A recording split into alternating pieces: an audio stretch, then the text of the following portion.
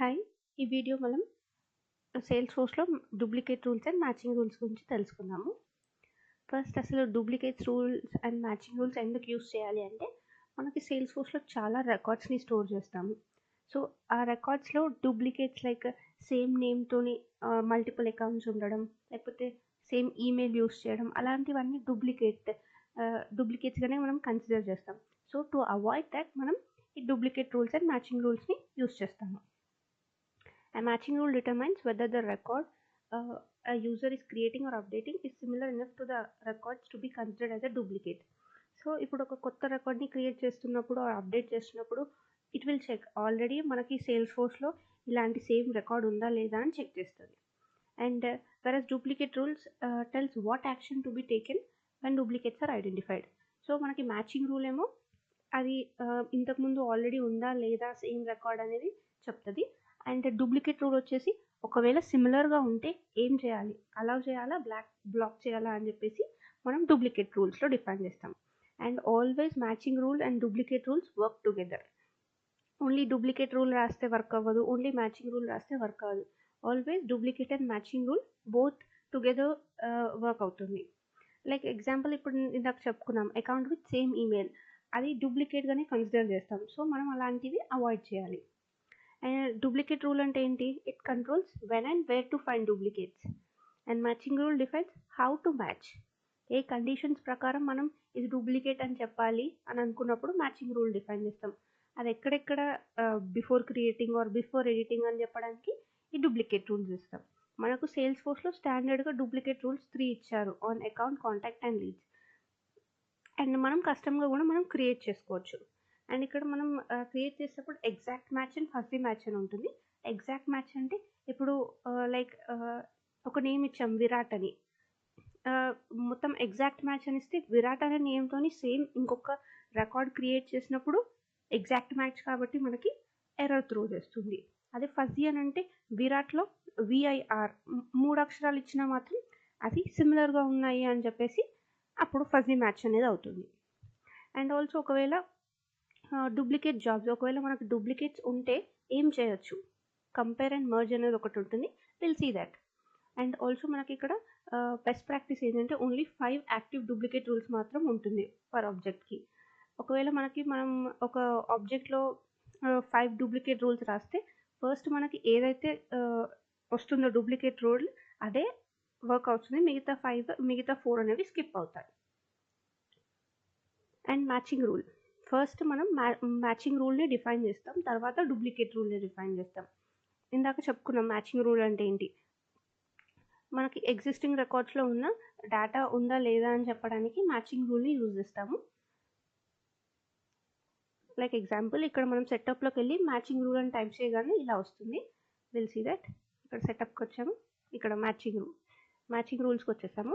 And ఇక్కడ new rule, మనం దేనిపైన రాయాలనుకుంటున్నాము అని చెప్పేసి ఇక్కడ ఆబ్జెక్ట్ సెలెక్ట్ చేసుకోవాలి. సపోజ్ అకౌంట్ అనే ఆబ్జెక్ట్ సెలెక్ట్ చేసుకొని నెక్స్ట్ మనం ఒక రూల్కి నేమ్ ఇవ్వాలి. లైక్ అకౌంట్ ఈమెయిల్ అనేది మనం చెక్ చేస్తున్నాం. సో ఎక్కడ మ్యాచ్ అవ్వాలి, ఈమెయిల్ అనే అకౌంట్కి ఈమెయిల్ ఉండదు, అకౌంట్ ఫోన్.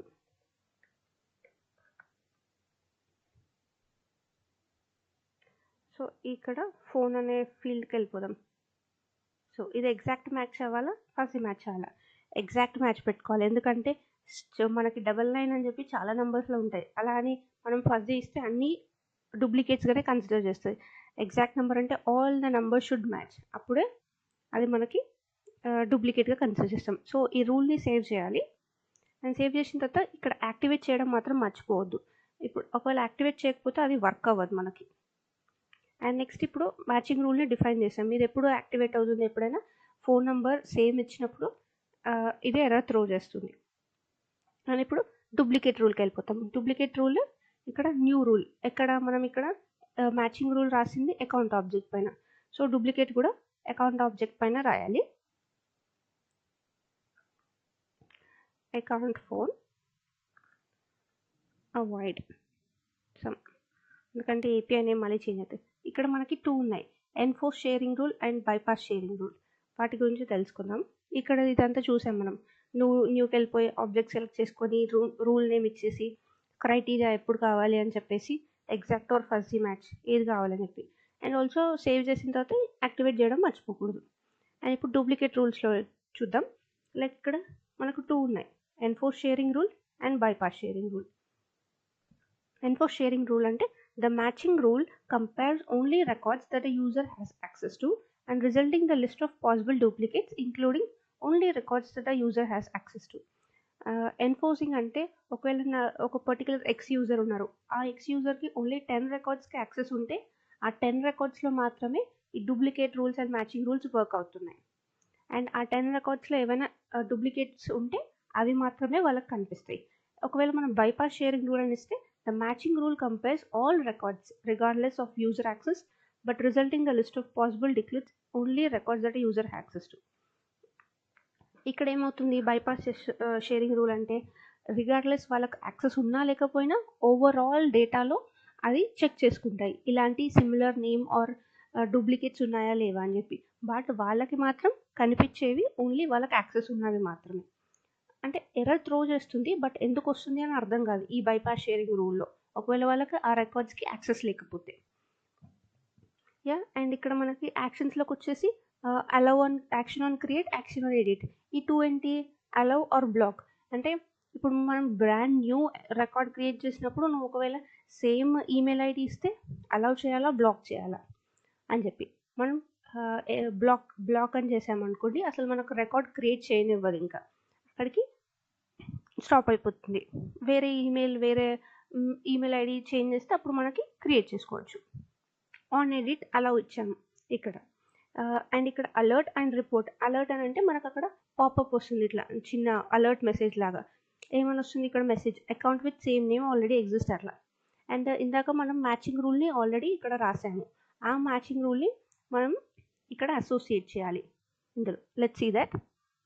ఇక్కడ ఇందాక చెప్పాను కదా, enforce rule and sharing bypass sharing rules. Enforce అంటే వాళ్ళకు ఉన్నవి మాత్రమే కనిపిస్తాయి, వాళ్ళకి రికార్డ్స్ యాక్సెస్ ఉన్నవి మాత్రమే. బైపాస్ అంటే ఓవరాల్ డేటాలో it will check whether duplicates are found on that. And యాక్షన్స్కి వచ్చేస్తే అలౌ ఆర్ బ్లాక్. మనం ఆన్ క్రియేట్లో బ్లాక్ పెట్టేద్దాం, because it should not allow users to create కొత్తవి, బ్లాక్ చేయాలి.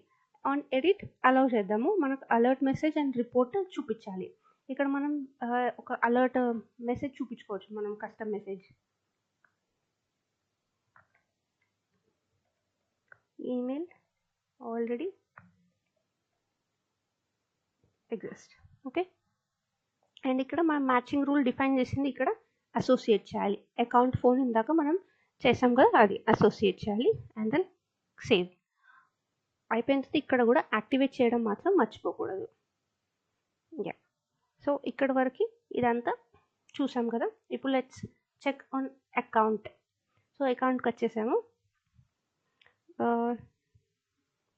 ఫోన్, ఓకే, ఈ ఫోన్ నెంబర్ కాపీ చేద్దాం.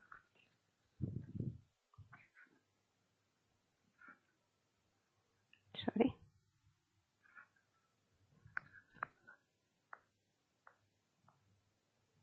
ఇది ఆల్రెడీ ప్రజెంట్ ఉంది కాబట్టి మనకి న్యూగా క్రియేట్ చేసినప్పుడు అలౌ చేయకూడదు.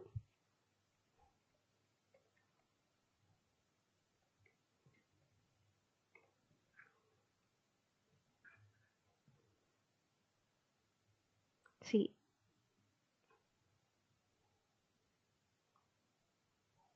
మనకి ఇక్కడ ఎర్రర్ అనేది చూపిస్తుంది. ఎందుకు, ఈమెయిల్ ఆల్రెడీ ఎగ్జిస్ట్. ఎక్కడ ఎగ్జిస్ట్ అయ్యింది, ఓ సారీ, ఇక్కడ మనము ఫోన్ ఎగ్జిస్ట్ అని రాయాలి. Sorry for the confusion.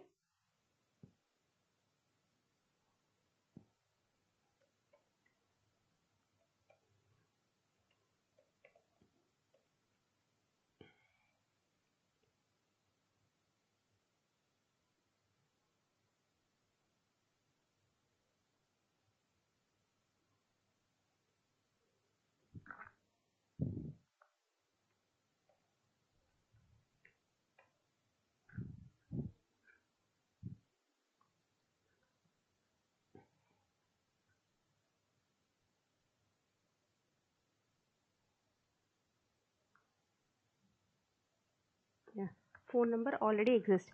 ఇక్కడ ఈ అకౌంట్లో ఈ నెంబర్ ఆల్రెడీ ఉంది అని చెప్పి మనకి ఫర్దర్గా సేవ్ కూడా చేయరాదు. అదే ఒకవేళ మనం జస్ట్ ఒక నంబర్ చేంజ్ చేసామంటే it will save. Okay, so this is first on create. ఇప్పుడు ఆన్ ఎడిట్ చూసుకుందాము. ఇంకో సపోజ్ ఈ అకౌంట్కి వెళ్ళిపోయి ఇక్కడ ఎడిట్ చేద్దాం. ఆన్ ఎడిట్ ఏమని ఇచ్చాం మనం ఇక్కడ? అలవ్ అని ఇచ్చాం. అలవ్ చేస్తుంది యూజర్స్ని. ఇక్కడ బ్లాక్ చేసింది కంప్లీట్గా. అంటిల్ అండ్ అన్లెస్ నేను ఫోన్ నెంబర్ చేంజ్ చేసే వరకు it is not allowing me to save. ఇక్కడ on edit it will allow, it will throw error. But see ఇక్కడ డూప్లికేట్ రూల్స్ ఉన్నాయి అని చెప్తుంది. లైక్ ఈ అకౌంట్కి ఆల్రెడీ ఈ ఫోన్ నెంబర్ అటాచ్ అయి ఉంది అని ఉంటుంది. జస్ట్ ఒక మనకి వార్నింగ్ మెసేజ్ లాగానే ఇస్తుంది. బట్ ఇది కంప్లీట్గా బ్లాక్ అయితే చేయట్లేదు. మనం సేవ్ చేయొచ్చు రికార్డ్ని. ఇక్కడ మనకు ఒక పాపప్లో వస్తుంది, it looks like if duplicate exist. మనం చూడాలి అనుకున్నప్పుడు ఇక్కడ ఈ వ్యూ డూప్లికేట్స్ అని ఇక్కడ క్లిక్ చేయొచ్చు. అండ్ రిలేటెడ్ ట్యాబ్కి వెళ్ళిపోతే we have found one potential duplicate of this account, view duplicates.